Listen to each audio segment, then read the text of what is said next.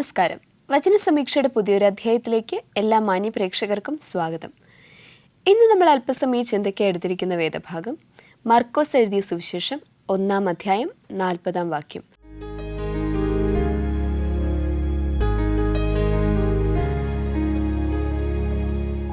അവിടെ ഇപ്രകാരം പറഞ്ഞിരിക്കുന്നു: കർത്താവേ, നിനക്ക് മനസ്സുണ്ടെങ്കിൽ എന്നെ ശുദ്ധനാക്കുവാൻ കഴിയും.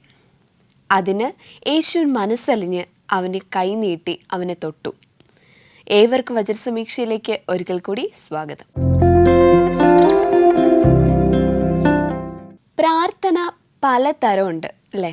അപ്പോൾ ഓരോരുത്തർക്കും ഓരോ രീതിയിലാണ് ദൈവത്തോട് സമീപിക്കാനായിട്ട് തോന്നുന്നത്. ചിലർ അപേക്ഷിക്കുമ്പോൾ മറ്റു ചിലർ വിശ്വാസത്തോടു കൂടി ചോദിക്കുവാണ്, എനിക്കതുണ്ട്, എനിക്കത് തരണം എന്നിങ്ങനെ ചോദിച്ച് വാങ്ങുവാണ്. അപ്പോൾ പ്രാർത്ഥന എന്ന് പറയുന്നത് യേശുവുമായിട്ടുള്ളൊരു സംസാരമാണ് അല്ലേ, ഒരു സംഭാഷണമാണ്. അത് പലരും പല രീതിയിലായിരിക്കും പ്രയോജനപ്പെടുത്തുന്നത്. ഇപ്പോൾ നമുക്ക് ഏറ്റവും അടുപ്പമുള്ളൊരു വ്യക്തിയോട് സംസാരിക്കുന്നത് പോലെ ആയിരിക്കില്ല ഒരു സ്ട്രേഞ്ചറിനോട് സംസാരിക്കുന്നത്. രണ്ടും തമ്മിൽ നല്ല വ്യത്യാസമുണ്ടല്ലേ. നമ്മുടെ എല്ലാ പൊട്ടത്തരങ്ങളും ഒക്കെ മനസ്സിലാക്കുന്നവരായിരിക്കും നമ്മോട് അടുത്ത് നിൽക്കുന്നവർ. ഇതുപോലെ തന്നെ യേശുവിനെ അടുത്തറിയും തോറും നമ്മുടെ പ്രാർത്ഥനയുടെ ടോൺ മാറിക്കൊണ്ടേയിരിക്കും.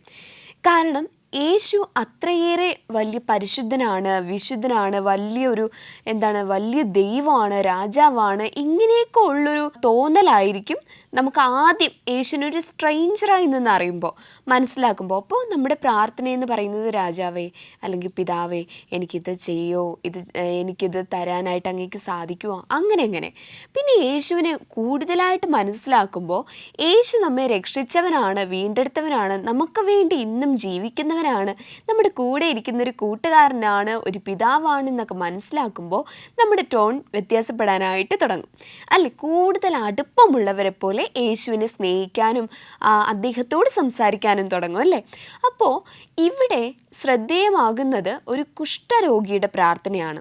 ഇപ്പോൾ പ്രാർത്ഥനയെക്കുറിച്ച് പറയുമ്പോൾ ഒരു കാര്യം തന്നെ ഒരു 1000 പ്രാവശ്യം നമ്മൾ പ്രാർത്ഥിച്ചു എന്നിരിക്കട്ടെ ദൈവസന്നിധിയിൽ, എന്നിട്ടും ആ പ്രാർത്ഥനാ വിഷയത്തിൽ ഒരു മറുപടിയും ഇല്ലെങ്കിൽ നമ്മൾ എന്തായിരിക്കും ചെയ്യുക? ഓട്ടോമാറ്റിക്കലി നമുക്കത് മടുപ്പാകും അല്ലേ.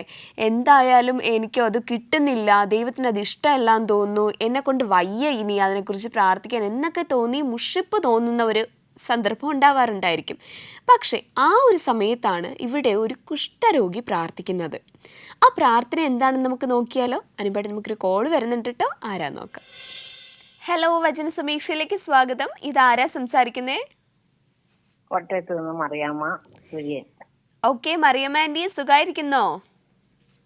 സുഖമായിട്ടിരിക്കുന്നു. അപ്പൊ എന്തൊക്കെയുണ്ട് വിശേഷം? മഴയാണോ വെയിലാണോ? ഇപ്പൊ വെയിലാണ്, ചൂടാണ്. ആഹാ, ഓക്കെ ആൻറ്റി. അപ്പോൾ എന്താണ് വേറെ എന്തൊക്കെയുണ്ട് വിശേഷം? പ്രാർത്ഥനയൊക്കെ ഉണ്ടോ? ആരാധിക്കാറുണ്ടോ? പ്രാർത്ഥനയൊക്കെ ഉണ്ട്, ആരാധിക്കാറുണ്ട്. ചർച്ചിലൊക്കെ പോകാറുണ്ട്? ചർച്ചിൽ ചില സമയത്തൊക്കെ പോകും. അപ്പച്ചന് മേലാത്തത്, അതുകൊണ്ട്. ഓക്കെ, എന്ത് പറ്റിയത് അപ്പച്ചന്? പ്രായത്തിന്റെ. Okay aunty. 86 വയസ്സായി. ആണോ? ഓക്കെ ആൻറ്റി, നമ്മുടെ പ്രോഗ്രാം കാണാറുണ്ടല്ലോ? ഉണ്ട്. ഓക്കെ ആൻറ്റി, അപ്പം നമുക്ക് ആദ്യത്തെ ചോദ്യത്തിലോട്ട് പോവുകയാണേ. അപ്പം ആൻറ്റിക്ക് വേണ്ടിയുള്ള ഫസ്റ്റ് ക്വസ്റ്റ്യൻ ഇതാണ്: യഹോവയ്ക്ക് ആരെയാകുന്നു തൊട്ടിയിലെ ഒരു തുള്ളി പോലെയും തുലാസിലെ ഒരു പൊടി പോലെയും തോന്നുന്നത്? ജാതികൾ. ഓക്കെ, ബൈബിളിലെ ഒരു ചെറിയ വ്യത്യാസമാണ് കേട്ടോ. ഉത്തരം ശരിയാണ്, ജനതകളെ. ഓക്കെ ആൻറ്റി, അപ്പൊ രണ്ടാമത്തെ ക്വസ്റ്റ്യനിലോട്ട് പോയാലോ? ഓക്കെ, അപ്പൊ ആൻറ്റിക്ക് വേണ്ടിയുള്ള രണ്ടാമത്തെ ചോദ്യം ഇതാണ്: ഒരു നിസ്സാര വസ്തു എന്ന പോലെ യഹോവ എടുത്തുയർത്തിയത് എന്തിനെയാണ്? ഒരു നിസ്സാര വസ്തു എന്ന പോലെ യഹോവ എടുത്തുയർത്തിയത് എന്തിനെയാണ്? ദ്വീപുകളെ ശരി ഉത്തരവാണ്. ഓക്കെ, അപ്പൊ നമുക്ക് മൂന്നാമത്തെ ചോദ്യത്തിലോട്ട് പോകാം. അതിന് മുൻപായിട്ട് ആന്റി എന്നും പാട്ടൊക്കെ പാടിത്തരാറുണ്ട് നമുക്ക്. അപ്പൊ ഒരു പാട്ട് പ്രതീക്ഷിക്കാവോ? Okay aunty, പാടിക്കോളൂ. ഞാനും എന്റെ പവനവുമോ ഞങ്ങൾ യഹോവയെ സേവിക്കും, നന്മ ചെയ്തു ജീവിക്കും, തന്നന്മകൾ ഘോഷിക്കും. എന്റെ വീട്ടിൽ യേശുവുണ്ട്, ജയത്തിനുല്ലാസഘോഷമുണ്ട്. ഹല്ലേലൂയ ഗീതം പാടി വാഴ്ത്തിടുമെന്നേക്കുമായി. ഞാനും എന്റെ ഭവനവുമോ ഞങ്ങൾ യഹോവയെ സേവിക്കും. ഹലോ ആൻറ്റി, ഉം. നന്നായിട്ട് പാടി കേട്ടോ. നന്നായൊന്നും ഇല്ലായിരിക്കും. എനിക്കിഷ്ടപ്പെട്ടു, നന്നായിട്ട് പാടിയിട്ടുണ്ട്. എല്ലാവരും വലിയ പാട്ടൊന്നും ശരിക്കൊന്നും നിരസിക്കുകയാണേ. അറിയത്തില്ല. പിന്നെ ഒരു പാട്ട് പാടുമോ എന്ന് ചോദിക്കുമ്പോൾ എല്ലാവരും നിരസിക്കുകയാണ് അതിനെ. പക്ഷെ ആൻറ്റി അത് ഉപയോഗിക്കുന്നുണ്ടല്ലോ, അത് തന്നെയാണ് ഏറ്റവും വലിയ കാര്യം. ഓക്കെ ആൻറ്റി, അപ്പൊ നമുക്ക് മൂന്നാമത്തെ ചോദ്യത്തിലോട്ട് പോകാം. മൂന്നാമത്തെ ചോദ്യം ഇതാണ്: ഭൂമണ്ഡലത്തിലെ നിവാസികൾ ഏതുപോലെയാകുന്നു? ഭൂമണ്ഡലത്തിലെ നിവാസികൾ ഏതുപോലെയാകുന്നു? ബൈബിളിൽ ഒരുപാട് പ്രാവശ്യം പറഞ്ഞിട്ടുള്ള ഒരു ഒരു ഒരു വെട്ടുക്കിളിയെ പോലെ. ശരി ഉത്തരമാണ് ആൻറ്റി, വെട്ടുകിളികൾ. ഓക്കെ, അപ്പൊ അവസാനത്തെ ചോദ്യത്തിലോട്ട് പോവാണ്. റെഡിയാണോ?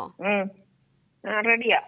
ഓക്കെ, അപ്പോ ആൻറ്റിക്ക് വേണ്ടിയുള്ള അവസാനത്തെ ചോദ്യം ഇതാണ്: നിങ്ങൾ എന്നെ ആരോട് സദൃശ്യനാക്കും, ഞാൻ ആരോട് തുല്യനാകും എന്ന് അരുളി ചെയ്യുന്നത് ആരാണ്? യഹോവ. യഹോവ. വളരെ ശരി ഉത്തരമാണ് ആൻറ്റി, പരിശുദ്ധനായവൻ. അത് യഹോവ തന്നെയാണ്. ഓക്കെ, അപ്പൊ 4 ചോദ്യത്തിനും ശരി കണ്ടു. ഞാൻ യഹോവ എന്ന് പറഞ്ഞേ ഉള്ളൂ. ഓക്കെ ഓക്കെ, അപ്പൊ 4 ചോദ്യത്തിനും ശരി ഉത്തരം നൽകിയിരിക്കുവാണ്. സന്തോഷായോ? സന്തോഷം. ഓക്കെ ആൻറ്റി, അപ്പോ നമ്മൾ ഇനിയും വിളിക്കുക, പ്രോഗ്രാം കാണുക കേട്ടോ, സപ്പോർട്ട് ചെയ്യുക. ഞാൻ പ്രോഗ്രാം കാണുന്നുണ്ട്. ഓക്കെ ആൻറ്റി, വളരെ സന്തോഷം. Thank you. Thank you. അപ്പം നമ്മളിപ്പോൾ വിളിച്ചിരുന്നത് മറിയമ്മ ആൻറ്റി ആയിരുന്നു. ഓക്കെ, ആൻറ്റിയുടെ ഹസ്ബൻഡിന് അപ്പച്ചന് വയ്യാണ്ട് കിടക്കുവാണ്. അപ്പോൾ വേഗം ഭേദമാവട്ടെ എന്ന് യേശുവിനോട് പ്രാർത്ഥിക്കുകയാണ്. അപ്പോൾ നമുക്ക് നമ്മുടെ ആ ഒരു വചനത്തിലേക്ക് കടന്നു വരാം. നമുക്കിവിടെ കാണാൻ സാധിക്കുന്നത് ഒരു കുഷ്ഠരോഗിയാണ്. അപ്പോൾ ഈ കുഷ്ഠരോഗി പ്രാർത്ഥിച്ചതിന് ഒരു വ്യത്യാസമുണ്ട്. അതെന്താണെന്ന് നമുക്ക് നോക്കാം. ആ കുഷ്ഠരോഗി ഇങ്ങനെ നിലവിളിക്കുവാണ്: കർത്താവേ, എന്നെ ഒന്ന് സൗഖ്യമാക്കണേ എന്നല്ല പറഞ്ഞത്. കർത്താവേ, അങ്ങേക്ക് മനസ്സുണ്ടെങ്കിൽ എന്നെ ശുദ്ധനാക്കുവാൻ കഴിയും. കർത്താവേ, നിനക്ക് മനസ്സുണ്ടെങ്കിൽ, അങ്ങേക്ക് താല്പര്യം ഉണ്ടെങ്കിൽ തീർച്ചയായിട്ടും എന്നെ ശുദ്ധനാക്കാനായിട്ട് സാധിക്കും. ആ ഒരു വിശ്വാസത്തെ അവിടെ കാണാൻ സാധിക്കുന്നുണ്ട്. അതുപോലെ തന്നെ യേശുവിനൊരു താല്പര്യത്തെ കൂടെ ആ കുഷ്ഠരോഗി ചോദിക്കുവാണ്. അല്ലേ, എന്ത് നല്ലൊരു പ്രാർത്ഥനയാണല്ലേ. കർത്താവേ, 2 വാക്യേ ഉള്ളൂ അവിടെ, 2 സെൻറ്റൻസേ ഉള്ളൂ. കർത്താവേ, അങ്ങേക്ക് മനസ്സുണ്ടെങ്കിൽ എന്നെ നിനക്ക് ശുദ്ധനാക്കുവാൻ കഴിയും. അപ്പോൾ യേശു പറയുവാണ്, എനിക്ക് മനസ്സുണ്ട്, ശുദ്ധനാകാമെന്ന് പറഞ്ഞിട്ട് തൻ്റെ കൈ നീട്ടി അദ്ദേഹത്തെ ശുദ്ധനാക്കുകയാണ്. അപ്പോൾ ഇതുപോലത്തെ പ്രാർത്ഥനയുണ്ട്. ചെറിയ ഒരു സെൻറ്റൻസിൽ തീരാവുന്ന പ്രാർത്ഥനയുണ്ട്. ഒരുപാട് പേര് പ്രാർത്ഥിക്കുന്നത് ഞാൻ കേട്ടിട്ടുണ്ട്. ഒരുപാട് പ്രാവശ്യം ദീർഘമായിട്ട് പ്രാർത്ഥിച്ച് മുഴുവിക്കുന്നത്. വചനം ഇപ്രകാരം പറയുന്നു: ജാതികളാണ് ജൽപ്പനം ചെയ്യുന്നത്. അങ്ങനെ ജൽപ്പനം ചെയ്യരുത്. അതായത് ദീർഘമായിട്ട് ഒരു വിഷയത്തെ ഇങ്ങനെ പറയേണ്ട ആവശ്യമില്ല. കാരണം നിങ്ങളുടെ ദൈവം ജീവിക്കുന്ന ദൈവമാണ്. ആ ദൈവത്തിന് എല്ലാം അറിയാം. പക്ഷെ അപ്പോൾ ഒരു ചോദ്യം വരും: എന്തിനാണ് പിന്നെ പ്രാർത്ഥിക്കുന്നത്? ദൈവത്തിനെല്ലാം അറിയാമല്ലോ. നമുക്കറിയാം, ഇപ്പം സ്കൂളിൽ ഒരുപാട് കുട്ടികൾക്ക് അഡ്മിഷനൊക്കെ കൊടുക്കും അല്ലേ. അപ്പോൾ അവിടെ അഡ്മിഷൻ സീറ്റ് വാക്കൻസി ഉണ്ടെങ്കിൽ പോലും നമ്മൾ ചെന്ന് പറയുമ്പോൾ മാത്രമാണ് നമ്മുടെ കുട്ടികൾ എവിടേക്ക് അഡ്മിറ്റ് ചെയ്യുന്നത്, അല്ലെങ്കിൽ അഡ്മിഷൻ തരുന്നത്. അതുപോലെ തന്നെ ദൈവത്തിൻ്റെ സന്നിധിയിൽ ഒത്തിരി വാസസ്ഥലമുണ്ട്. ആ വാസസ്ഥലങ്ങൾ നമുക്ക് തരണം, ഭവനം നമുക്ക് വേണ്ടി തരണം എന്നുണ്ടെങ്കിൽ അതിന് നാം ചോദിക്കുന്നവരായിരിക്കുക. യേശു നമുക്കെല്ലാം ഫ്രീ ആയിട്ട് തൻ്റെ രക്തവും ജീവനും തന്ന് നമ്മെ വിലക്കെടുത്തിരിക്കുവാണ്. പക്ഷേ ഫുൾ ഫ്രീഡം നമുക്ക് തന്നിരിക്കുവാണ്. ഏത് വഴി ചൂസ് ചെയ്യണം എന്നുള്ള സ്വാതന്ത്ര്യം. ദൈവത്തിലേക്ക് പോകണോ അതോ സാത്താനിലേക്ക് പോകണോ, അത് തിരഞ്ഞെടുക്കേണ്ടത് തീർച്ചയായിട്ടും നമ്മുടെ ഉത്തരവാദിത്വം തന്നെയാണ്. നമുക്കൊരു കോൾ വരുന്നുണ്ട്, ആരാ നോക്കാം. ഹലോ, വചന സമീക്ഷയിലേക്ക് സ്വാഗതം. ഇതാരാ സംസാരിക്കുന്നേ? സുചിത്ര. എവിടെ നിന്നാണ് വിളിക്കുന്നേ? കാരക്കോണം. കാരക്കോണം. എന്ത് ചെയ്യുവാ? ഞാൻ പഠിച്ചുകൊണ്ടിരിക്കുന്നത് D.Pharm. ബികോം. ഓക്കെ. വീട്ടിൽ ആരൊക്കെയുണ്ട്? ചേച്ചി, അമ്മ, പപ്പ, ഞാൻ. ഓക്കെ. ചേച്ചി എന്ത് ചെയ്യുവാ? ചേച്ചി ഇപ്പൊ ജോലിക്ക് പോണു ചെന്നൈയില്. ആഹാ. ഓക്കെ. അപ്പോൾ നമ്മുടെ പ്രോഗ്രാം കാണാറുണ്ടോ? ആ, കാണാറുണ്ട്. ഇഷ്ടാണോ? ആ. ഓക്കെ സുചിത്ര, അപ്പോൾ നമുക്ക് നേരെ ചോദ്യത്തിലോട്ട് കടന്നാലോ? ആ. ഓക്കെ. അപ്പോൾ മോക്ക് വേണ്ടിയുള്ള ഫസ്റ്റ് ക്വസ്റ്റ്യൻ ഇതാണ്. ക്ഷീണിക്കുകയോ തളർന്നു പോവുകയോ ചെയ്യാത്തത് ആരാണ്? ഇതാണ് ചോദ്യം. ക്ഷീണിക്കുകയോ യഹോവ.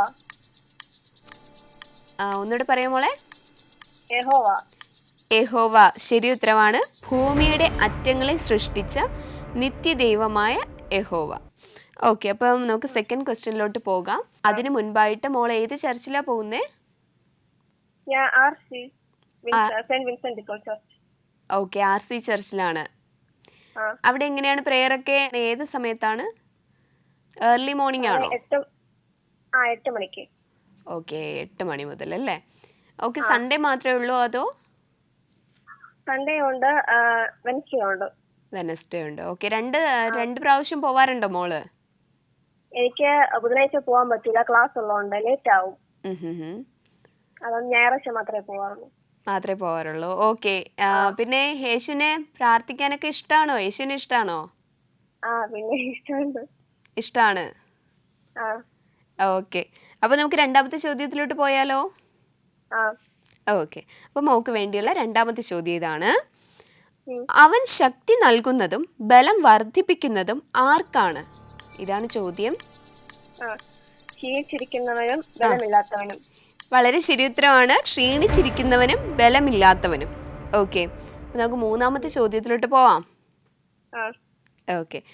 അപ്പോൾ സുചിത്രയ്ക്ക് വേണ്ടിയുള്ള മൂന്നാമത്തെ ചോദ്യം ഇതാണ്. ക്ഷീണിച്ച് തളർന്നു പോകുന്നതും ഇടറി വീഴുന്നതും ആരാണ്? ചെറുപ്പക്കാർ, യൗവനക്കാർ. ചെറുപ്പക്കാർ, യൗവനക്കാർ ശരി ഉത്തരവാണ് കേട്ടോ. ആ. ഓക്കെ. അപ്പോൾ സുചിത്ര, കോളേജിൽ ഒത്തിരി കുട്ടികളെ കാണാറുണ്ടല്ലോ. അപ്പോൾ ഓരോ കുട്ടികളുടെ ജീവിതം, ലൈഫ് സ്റ്റൈൽസ് ഒക്കെ വേറെ രീതിയായിരിക്കും. അവരുടെ ക്യാരക്ടേഴ്സ് വേറെ രീതിയായിരിക്കും. അപ്പോൾ ദൈവത്തെ അന്വേഷിക്കുന്നവർക്ക് ഒരു പ്രത്യേക ക്യാരക്ടർ ഉണ്ടാവും അല്ലേ? ദൈവം മോൾഡ് ചെയ്തായിരിക്കും വിടുന്നത്. അതായത് നല്ലൊരു സ്വഭാവം അല്ലേ? അങ്ങനെ ഒരു രീതിയിൽ വേറിട്ട് നിൽക്കും അവർ. അപ്പോൾ മോൾക്ക് എന്താണ് തോന്നുന്നത്? അതായത് ഇപ്പോൾ ഈ ദൈവത്തിലേക്ക് അടുക്കാനായിട്ട്, അപ്പോൾ നല്ലൊരു വ്യക്തിത്വം വരണമെങ്കിൽ യേശുവിലേക്ക് കൂടുതൽ അടുക്കുന്നവരായിരിക്കണം, ദൈവീകത ഉള്ളവരായിരിക്കണം. അപ്പോൾ ദൈവത്തിലേക്ക് കൂടുതൽ അടുക്കാനായിട്ട് മോള് പറയുന്ന ഉപാധികൾ എന്തൊക്കെയാണ്? എന്തൊക്കെ ചെയ്താൽ യേശുവിലേക്ക് കൂടുതൽ അടുക്കാൻ പറ്റും? ജസ്റ്റ് ഒരു ജനറൽ ആയിട്ടുള്ളൊരു കാര്യമാണ്. മോൾ എന്നും ചെയ്യുന്ന കാര്യങ്ങൾ പറഞ്ഞാൽ മതി. മോൾ എന്നും ചെയ്യുന്ന കാര്യം, ഫോളോ ചെയ്യുന്ന കാര്യങ്ങൾ പറഞ്ഞാൽ മതി. ഞാൻ എന്നും ബൈബിൾ വായിക്കും. കോളേജിൽ വന്ന ശേഷം ബൈബിൾ വായിക്കും. പിന്നെ കുടുംബ പ്രാർത്ഥന ഉണ്ട്. പിന്നെ കഷ്ടങ്ങൾ വരുമ്പോൾ എല്ലാ ദൈവത്തിനെ വിചാരിക്കും, ഒരു സമാധാനം കിട്ടും. ഓക്കെ. അപ്പോൾ ബൈബിള് വായിക്കും. അപ്പോൾ ബൈബിള് വായിക്കുമ്പോൾ ഏറ്റവും കൂടുതൽ വായിക്കുന്ന അധ്യായം ഏതാണ്? അതായത് ഇങ്ങനെ ഇതായിട്ടാണോ വായിക്കുന്നേ? ഓർഡർ ആയിട്ടാണോ വായിക്കുന്നേ? ഓർഡർ ആയിട്ട് വായിച്ചോളൂ പോകും. ഓക്കെ. ഇപ്പം ഏതുവരെ എത്തി? ഞാൻ ഇപ്പം വെളിപ്പാടെത്തി. വെളിപ്പാടെത്തി. ഓക്കെ. അപ്പം കഴിയാറായല്ലോ. ഇതിലെ ഏറ്റവും കൂടുതൽ ഇതുവരെ വായിച്ചതിൽ ഏറ്റവും കൂടുതൽ ഇഷ്ടപ്പെട്ട വാക്യം ഏതായിരുന്നു? അതായത് അധ്യായം ഏതായിരുന്നു? പുസ്തകം യെശയ്യായിൽ 41:10 എനിക്ക് ഇഷ്ടമുണ്ട്. ആണോ? അപ്പോൾ ആ വചനം ഒന്ന് പറയാവോ? ഭയപ്പെടേണ്ട, ഞാൻ നിന്നോട് കൂടെയുണ്ട്. ഭ്രമിച്ചു നോക്കേണ്ട, ഞാൻ നിന്റെ ദൈവമാകുന്നു. ഓക്കെ. അത് ഭയങ്കര ഒരു ധൈര്യം തരുന്നൊരു വചനമാണ്.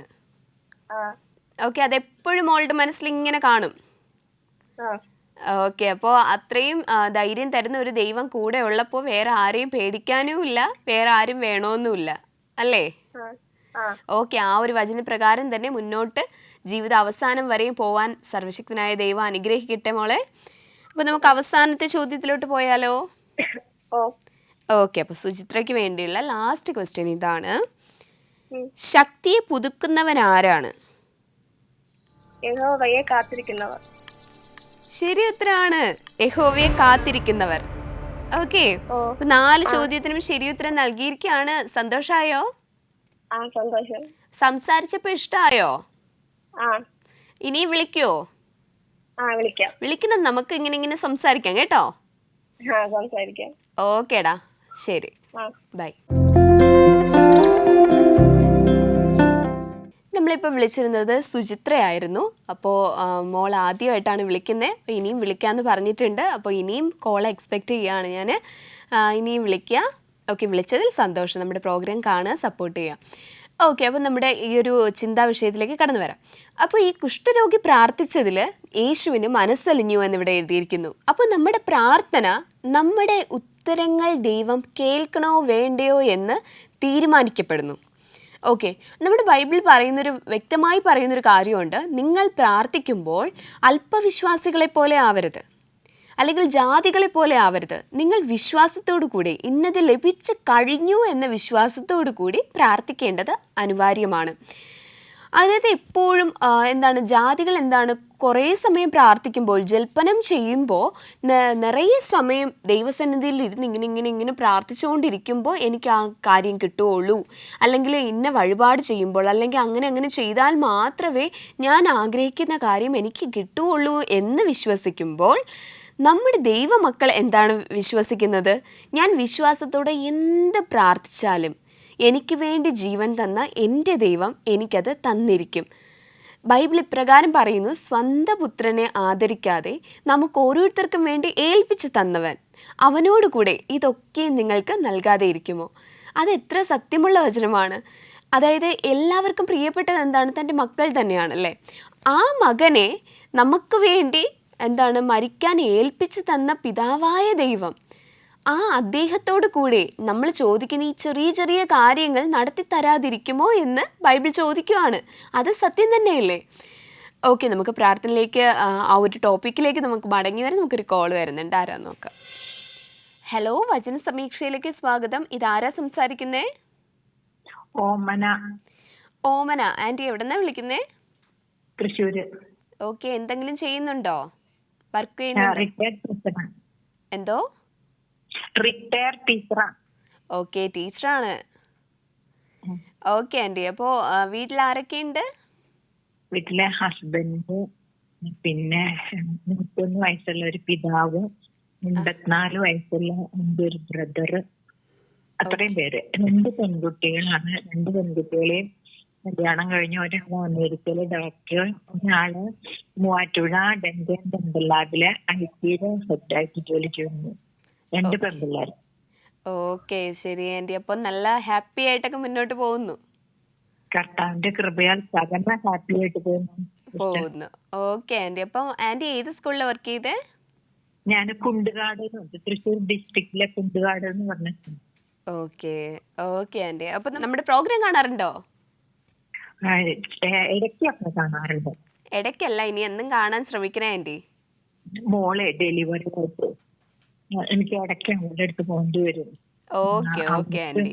അപ്പൊ ജോലിക്ക് ഇടയ്ക്ക് പോകേണ്ടി വരുമ്പോഴേ നമുക്കൊരു ഹെൽപ്പായിട്ട് ഇടയ്ക്ക് പോകേണ്ടി, യാത്രയുള്ളത് കൊണ്ട്. ഓക്കെ ആൻറ്റി, സാരമില്ല. അപ്പൊ സമയം കിട്ടുമ്പോഴൊക്കെ കാണാൻ ശ്രദ്ധിക്കുക കേട്ടോ.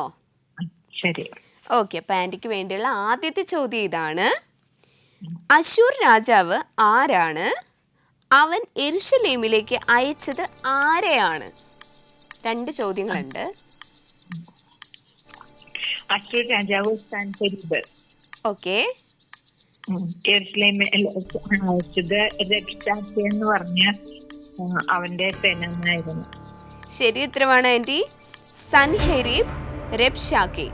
ഓക്കെ, അപ്പൊ 2ാമത്തെ ചോദ്യത്തിലോട്ട് പോവുകയാണ്. റെഡിയാണോ? അതെ. ഓക്കെ, അപ്പൊ ആൻറ്റിക്ക് വേണ്ടിയുള്ള 2ാമത്തെ ചോദ്യം ഇതാണ്. ഹിസ്കിയാവിന്റെ വാഴ്ചയുടെ സമയം അശൂർ രാജാവായ സൻഹെരീബ് യഹൂദയിൽ വന്ന് എന്താണ് ചെയ്തത്? ഇതാണ് ചോദ്യം. ക്ലിയർ ആണോ? ഹിസ്കിയാവിന്റെ വാഴ്ചയുടെ സമയം അശൂർ രാജാവായ സൻഹെരീബ് യഹൂദയിൽ വന്ന് എന്താണ് ചെയ്തത്?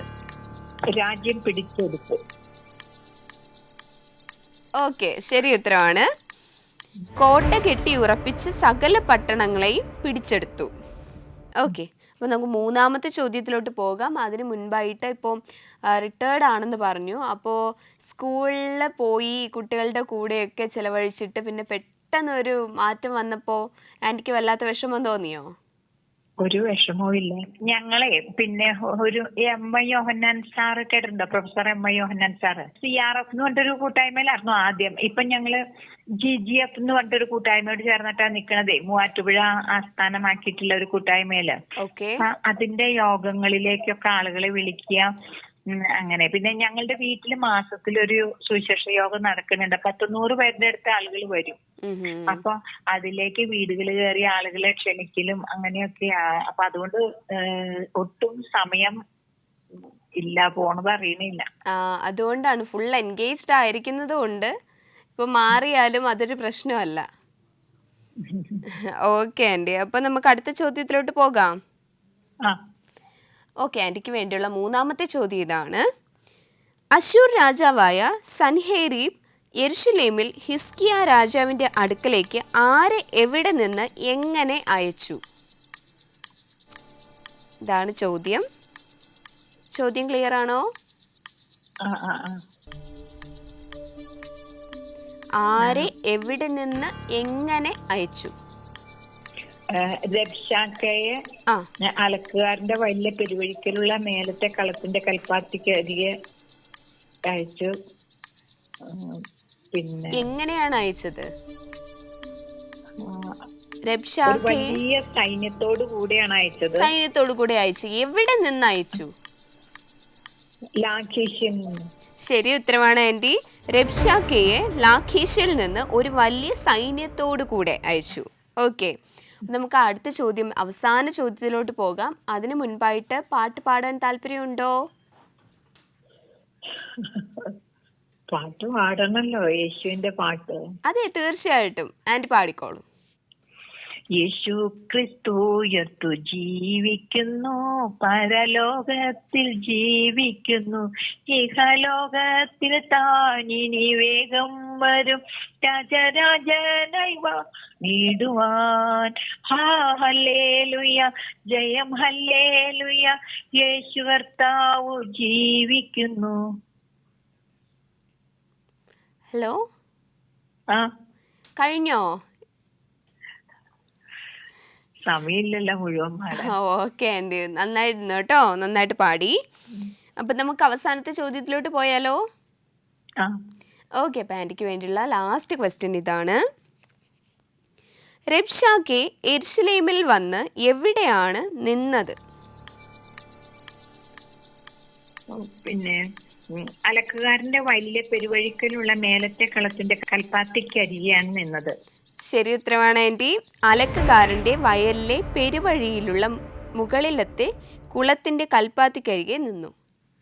ഓക്കെ ആൻറ്റി, അപ്പോൾ വളരെ സന്തോഷം. ഇനിയും വിളിക്കാനായിട്ട് ശ്രദ്ധിക്കുക കേട്ടോ. Thank you. നമ്മളിപ്പോൾ വിളിച്ചിരുന്നത് ഓമന ആൻറ്റി ആയിരുന്നു. ആൻറ്റി 4 ചോദ്യത്തിനും ശരി ഉത്തരം നൽകിയിരിക്കുകയാണ്. കൺഗ്രാറ്റുലേഷൻസ്. ഇനിയും നമ്മളെ വിളിക്കാനായിട്ട് ശ്രദ്ധിക്കുക. അപ്പോൾ നമ്മുടെ ആ ഒരു ടൈറ്റിലേക്ക് തിരിച്ചു വരാം. അപ്പോൾ പ്രാർത്ഥനയെക്കുറിച്ചാണ് നമ്മളിവിടെ പറഞ്ഞുകൊണ്ടിരുന്നത് അല്ലേ.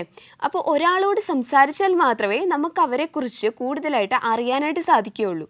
നമ്മുടെ പരസ്പരമുള്ള കോൺവേഴ്സേഷൻ ഇല്ലാത്തത് കാരണമാണ് പല കുടുംബങ്ങളും തകർന്നു പോകുന്നത്, ഡിവോഴ്സിലേക്ക് കടന്നു പോകുന്നത്. അപ്പോൾ ഒരിക്കൽ എന്തെങ്കിലുമൊക്കെ ഒന്ന് തുറന്ന് സംസാരിച്ചാൽ എന്താണ് അവരുടെ ഉള്ളിലുള്ളത് എന്നുള്ളത് തുറന്ന് കേൾക്കാനും സംസാരിക്കാനും ഉള്ളൊരു സമയവും ഒരു സമാധാനവും ഒക്കെ നമ്മൾ കാണിച്ചാൽ പല കുടുംബങ്ങളും രക്ഷപ്പെടുക തന്നെ ചെയ്യും. അതുപോലെ തന്നെ ദൈവസന്നിധിയിലേക്ക് നമ്മളെ ചേർക്കുന്നതും ഇതുപോലത്തെ കോൺവെർസേഷൻ തന്നെയാണ്. ഓക്കെ, ഇപ്പോൾ നമുക്കറിയാം, ഒരു 2 കുട്ടികൾ ഒരു ക്ലാസ്സിൽ കണ്ടുമുട്ടുകയാണ്. പക്ഷേ ഈ കുട്ടികൾക്ക് പരസ്പരം എന്താണ് ഏതാണെന്ന് അറിയത്തില്ല. ആ പുഞ്ചിരിയിലൂടെ അടുത്തിട്ട് ഇവർ തമ്മിൽ നന്നായിട്ട് സംസാരിക്കുകയാണ്. കമ്മ്യൂണിക്കേഷൻ അവരുടെ ഇടയിലേക്ക് വരുമ്പോൾ ആ കുട്ടി എവിടെ നിന്ന് വരുന്നു, ഈ കുട്ടി എവിടെ നിന്ന് വരുന്നു, എല്ലാവർക്കും മനസ്സിലാവുന്നു. അവരുടെ വീട്ടുകാരെ മനസ്സിലാവുന്നു, പരിചയക്കാരെ അറിയാൻ പറ്റുന്നു. ഇതെല്ലാം അവർ തമ്മിൽ ഡിസ്കസ് ചെയ്യുവാണ് അല്ലേ. അപ്പോൾ ഈ ഒരു കോൺവെർസേഷൻ്റെ ആ ഒരു വാല്യൂ എന്ന് പറയുന്നത് എത്ര വലുതാണ്. ആ കുറഞ്ഞ സമയം കൊണ്ട് ഒരു കുട്ടിയുടെ ഫുൾ ഡീറ്റെയിൽസ് നമുക്ക് മനസ്സിലാക്കാൻ സാധിക്കുന്നു. ഇതുപോലെ ഒരു ദിവസം ഒരു 3-7 പ്രാവശ്യമൊക്കെ പ്രാർത്ഥിക്കുന്ന എത്രയോ പേരെ നമുക്ക് ബൈബിളിൽ കാണാൻ സാധിക്കുന്നു. അപ്പോൾ അവരും ദൈവവുമായിട്ടുള്ള ആ ഒരു അടുപ്പം എത്ര വലുതായിരിക്കും എന്നൊന്ന് ആലോചിച്ച് നോക്കിക്കേ. അപ്പോൾ ദൈവസന്നിധിയിലേക്ക് അടുക്കാനായിട്ട് അതേ കോൺവെർസേഷൻ തന്നെയാണ് ഈ പ്രാർത്ഥന എന്ന് പറയുന്നത്. ആ പ്രാർത്ഥനയാകുന്ന ഒരു നൂൽ വഴി നമുക്ക് ദൈവത്തിലേക്ക് അടുക്കാനായിട്ട് സർവ്വശക്തനായ ദൈവം നമ്മെ ഓരോരുത്തരെയും അനുഗ്രഹിക്കട്ടെ, സഹായിക്കട്ടെ എന്ന പ്രാർത്ഥനയോടെ ഇന്നത്തെ വചന സമീക്ഷയുടെ അധ്യായം ഇവിടെ പൂർണ്ണമാകുന്നു. ഏവർക്കും നന്ദി.